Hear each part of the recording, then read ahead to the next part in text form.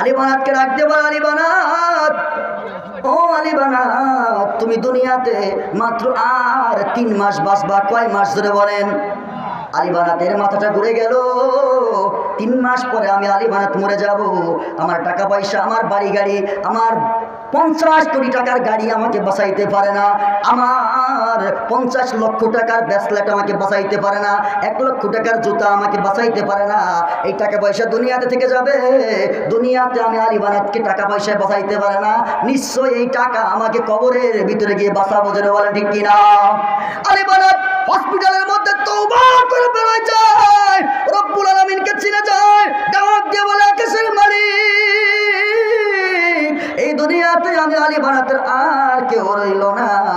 আমি বুঝতে পারছি গো মালিক, এই 20 লক্ষ আর আপনার 50 কোটি টাকার গাড়ির কোনো দাম নাই। সব আমি লাথি মেরে ফেলে দিলাম।